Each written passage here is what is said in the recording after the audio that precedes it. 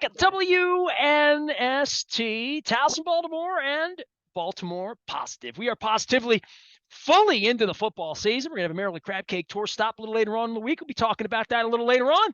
And Luke Jones will be wrapping up Orioles baseball as well as embedding himself out in Owings Mills for all of the fallout of the Marcus Peters, John Harbaugh, Purple Triangle. Dennis Koulatsos will be selling cars over Coons Baltimore Ford, Security Boulevard. Of course, our WNST text service will apprise you of John Harbaugh's firing the moment it happens. Dennis, it's amazing with when things go wrong. You manage crisis over there at Coons Baltimore Ford. We all manage crisis in our real lives. Ravens got a little crisis. I mean, it's a sports crisis, but it's in sports vernacular. What's going on here? No bueno. They're not good at the office right now in Owings Mills, huh? I saw where you tweeted out something to the effect of the good people of Baltimore said, take the points. So I was with the good people of Baltimore at the stadium getting rained on. And I tell you what, Ness, I got home, I watched the game again, and you get a much different perspective. You and I talk about this all the time when you're at home watching it on TV versus at the stadium. And I think when you do both, you truly get a global view of exactly what went on. I wasn't upset at the stadium about him going for it, but when I got home and watched it again, I was like, man, why didn't we just take the points there, right? So I think that's the biggest takeaway from this game. Maybe it's time to throw the analytics out the window and go with gut feeling, particularly when the analytics said if you take the field goal, you got a 69% chance of winning the game. If you go for the touchdown and get it, you got a 75% chance. It's not like a 20-80 ratio. So to me, the sensible thing there, 4th and goal from the 2-yard line, was to take the points.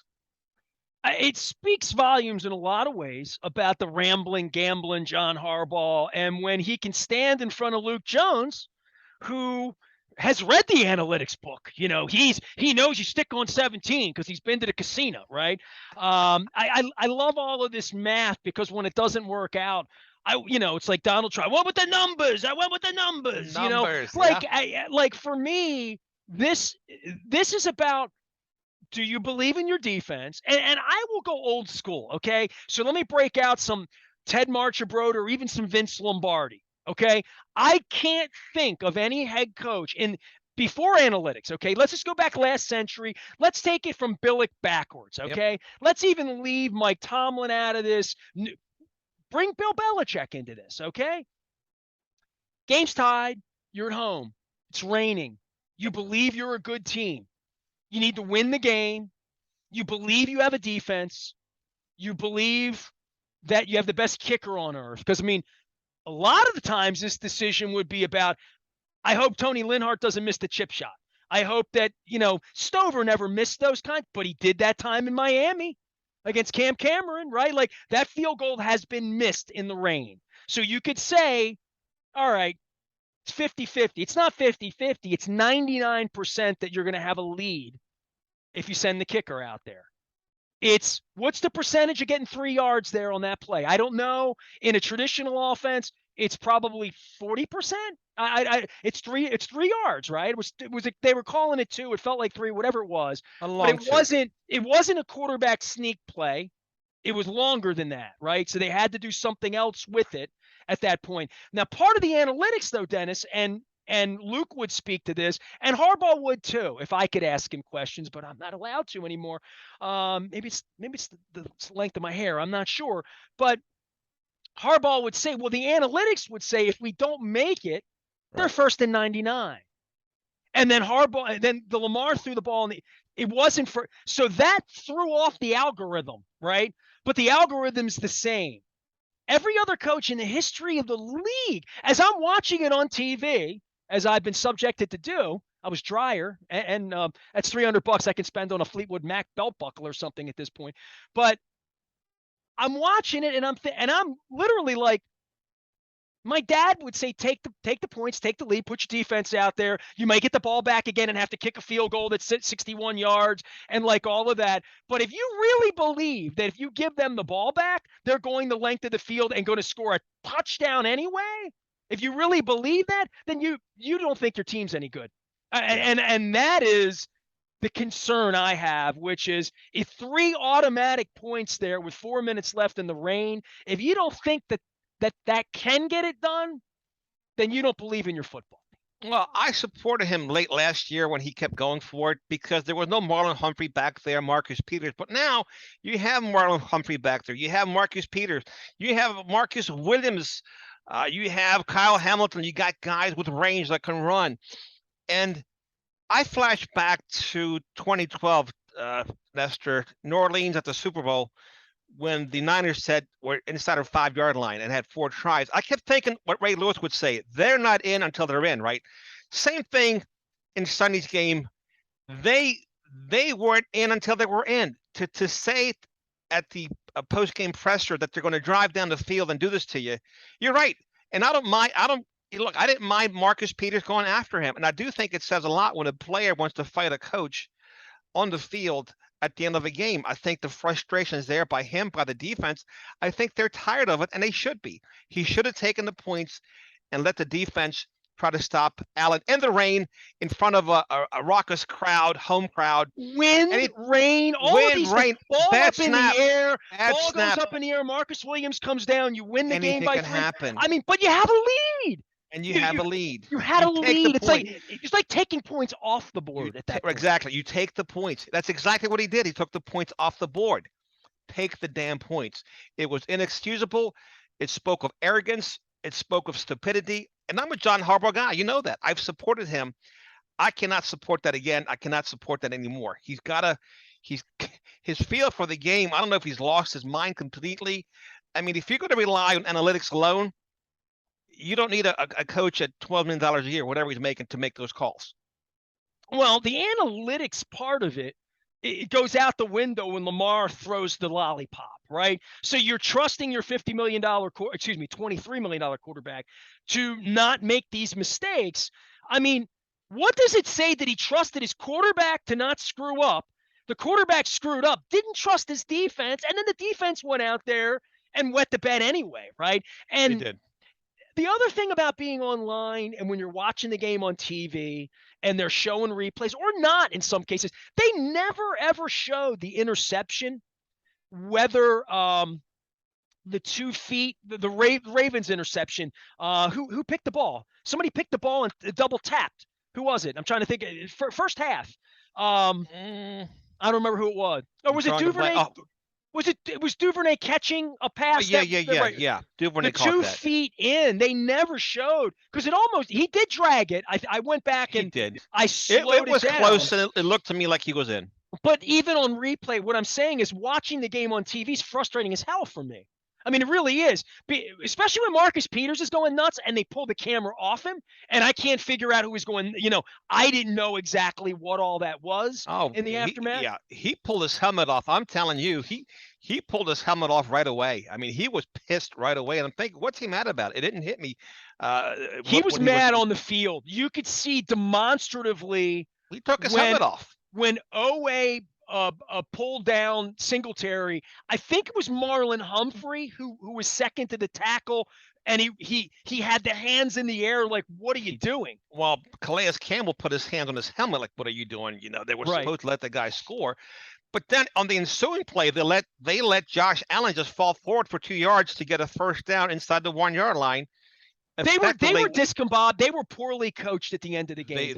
The other thing is they were also demoralized, right? I think there is a different dynamic when you're taking the field as a well-rested defense after a 10-minute drive, Nestor, to defend a 3-point lead versus getting on the field having to defend losing, right? You're in a tie ball game. A field goal ends it for you at some point if you don't stop them.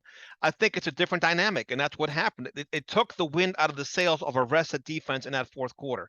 It's situational football. You got to have a gut feeling for the game. And once again, Sean McDermott outcoached John Harbaugh. That's what the final score says.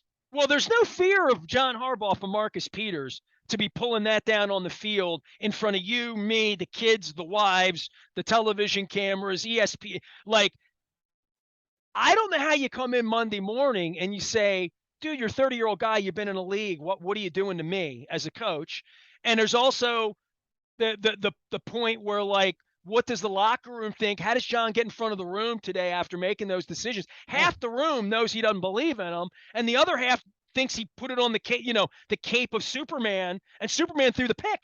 Like I feel really, real. this is a bad week. I mean, and Cincinnati's coming in, and they may regroup because John's been doing this 15 years and makes $12 million a year doing it. To your point, this is a week where they bootstrap up, but this is a real leadership week for the whole organization, for the neophyte defensive coordinator, right? For just all of it. Well, who I really feel bad for is Calais Campbell. Before the game, I'm watching the guy warm up. He's very outgoing, touching all the players, and I turned to my friends I was sitting with, and I said, you know what? I hope they get a Super Bowl ring for that guy this year, because he is a guy that leaves it out on the field all the time. And just to watch him, how hard he plays, he's arguing with the referees, he's pouring his heart and soul into what he's doing. And to be let down perhaps by a poor coaching decision at the end of the game, I don't blame Marcus Peters for going off. Maybe this is what they need to get on the same page, because clearly they're not on the same page. This was a total team loss, but the head coach has got to take the points in that situation, Esther. There's no excuse for it. Well, I mean, Dennis Koulatsos is here. He'll be here on Thursday from 3 until 5, and again on Sunday morning. I chat with Dennis. You'll hear that on Friday and Saturday, as will you'll hear Luke as well, give sort of a final recap, getting ready for the week. And Dennis and Luke usually go a little extra time as well, and go up and down. And certainly this is a week to do that, right? The Bengals are coming in. What is the team right now, right? Like, I saw Jonas Schaefer tweeted there were 16 seconds away from being 4-0, like literally, right? Probably what 16 seconds away from being 0-4, right? Let's reverse that. We know what we are. It's what the tuna said, right? What Bill Parcells said. We are what the record says we are. 2-2. We're a 500 team. You and I last week talked that I said, Nestor, I hope they're 4-5, 5-4 at the break after 9 games. Hopefully they get the Gus Bus back, Tyus Bowser, maybe David Ojabo. Perhaps let's see a Ronnie Stanley appearance, right? This team has to hold it together.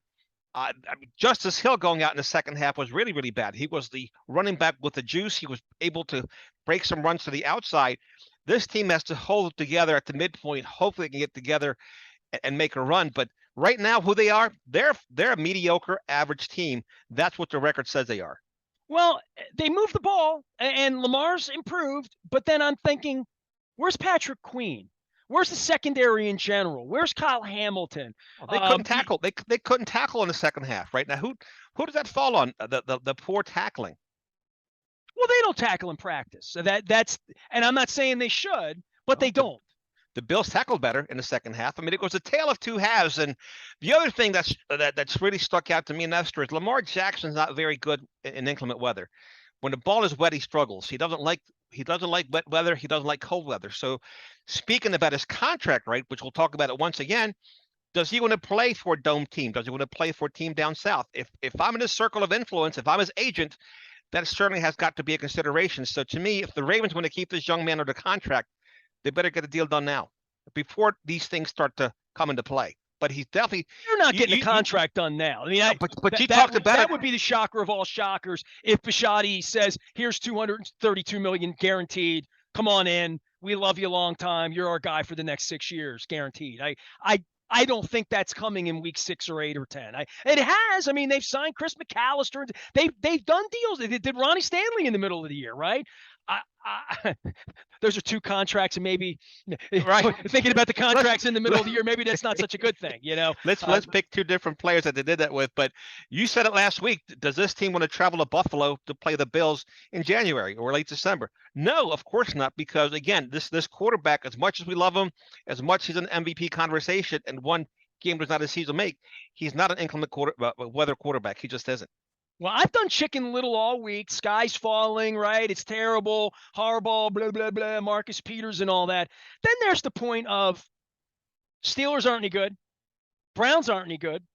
Bengals are coming in. They're pretty good. I mean, they're the AFC defending champions. Say what you want. They got a quarterback. They do things. It's going to be bright lights, big cameras, 11 days rest for them, all of that, right? They have matchup problems for the Ravens in the secondary that took them to the Super Bowl, almost won a Super Bowl last year, came 4 minutes away from doing that. It's a 2-team race, and these are the 2 teams. The Steelers cannot win the division. right? No. The Browns cannot win now, can they beat the Ravens twice each? I guess. I mean, but those teams can't win the division. So I keep thinking to myself here, even if you're the hapless 9-8 Baltimore Ravens that get in to the tournament, you get to go to Buffalo or go to Kansas City or go wherever, I don't know where it's going to be, right?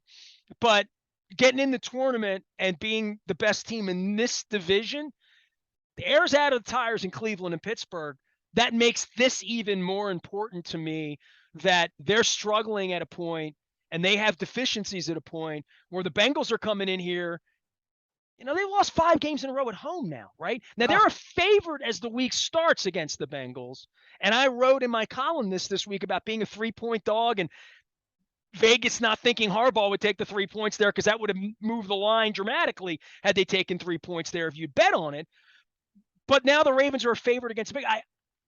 I've watched the Bengals play for a couple weeks. I watched them play Thursday night. I've watched the Ravens play.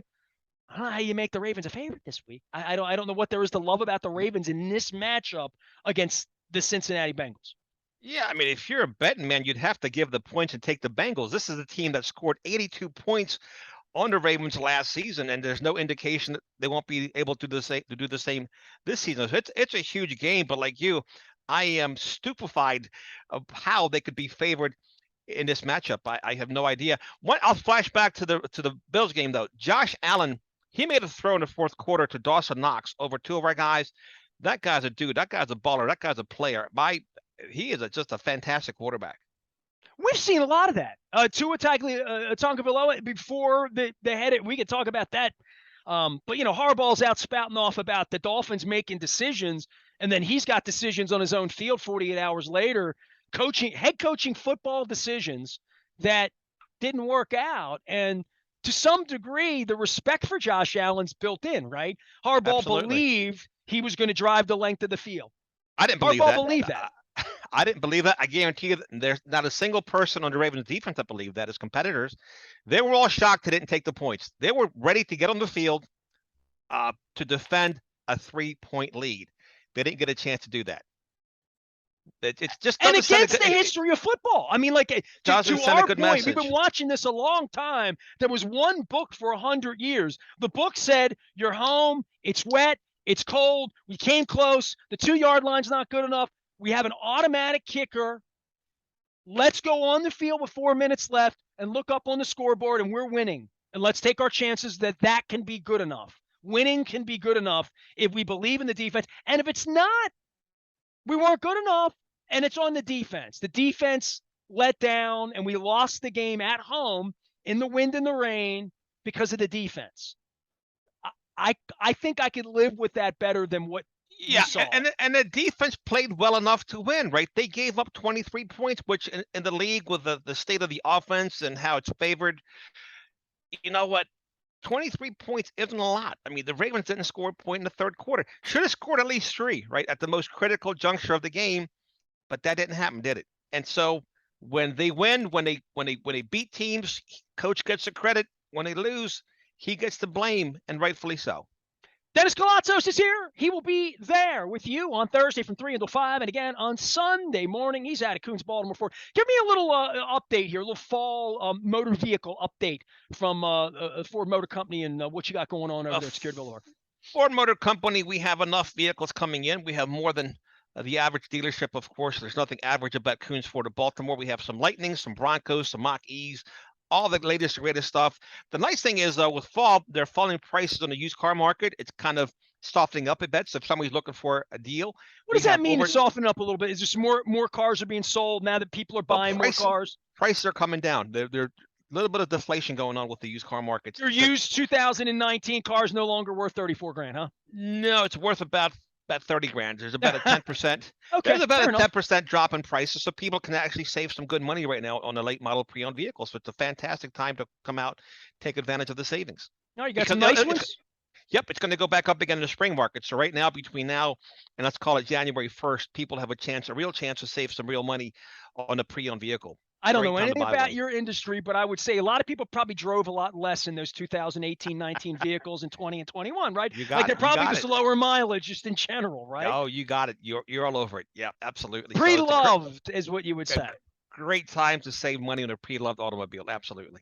Man, what a league, right? I mean, the Eagles are 4-0. You got Brett Dickinson on from Ed Block, and Yeah. these Eagles people, they're all up in arms. And then I wish I had some concerts to go to down in DC so I could, meet some Commanders fans. And but it is, it's interesting at the quarter pole. We're 2-2. We're disappointed, whatever, all that. But the league is it's just fascinating. It's a great league. Even watching Mahomes run around and try to get his on Sunday night against the Yeah. GOAT, and watching young quarterbacks try to figure this out in the league all day long. Whether it was watching that Minnesota New Orleans game from Twickenham early in the afternoon, watching Red Zone, all my life's still built around the NFL. I mean, despite them throwing me out and all that, I'm pissed there's not Tuesday Night Football this week, Dennis, and Wednesday night. Look, it's a compelling product. I like waking up in the morning and watching a game in London between the Saints and the Vikings. I like watching Bailey Zapp with the Patriots go up against Aaron Rodgers there in Green Bay. It's compelling. It's fantastic football. It's week to week, and that's why we love it, because anything can happen. Now, let's hope the Ravens put it together and come up big against the Bengals Sunday night. That's what we can hope for. I'm just happy my kid has Amazon Prime and I can steal his account to watch the Thursday night games. Otherwise, I wouldn't have had a chance to watch the Bengals last week. And Amazon Prime, I tell you what, they do a good job. It looks like they've been doing the broadcast for years. They do a really good job with it. Joe Buck shows up, and then next thing I know, it's slam-a-lamma ding-dong, Yeah, it's a lot of fun. It's a fun league to watch. There's never a shortage of storylines, particularly here in Baltimore, right here, right now. Hey, by the way, I got a fish story for you. Because we get to talking about things here, and I only have you on once, and then when you have me on Thursday, it's all like hardcore football. Saw this video of like a guy winning these fishing tournaments and was putting weights into the fish. Yep. That's the thing. He got caught. He was putting lead weights in the fish's belly. People cheat everywhere, right? Hey, if you're not cheating, you're not trying, right? I remember it was just the used car dealers back in the 80s with Kurt Russell, and Jack Ward, right? Everybody's cheating now, right? It's crazy. Back then, they used to clock cars, right? They used to roll back the clock. That was a big thing. They're always cheating. Somebody's always looking to get an edge to make money the wrong way. Still the greatest. But they get caught, though. They get caught. When you do wrong in the universe, eventually it comes back to bite you. What kind of a man sticks weights into a fish to try to win a fishing contest?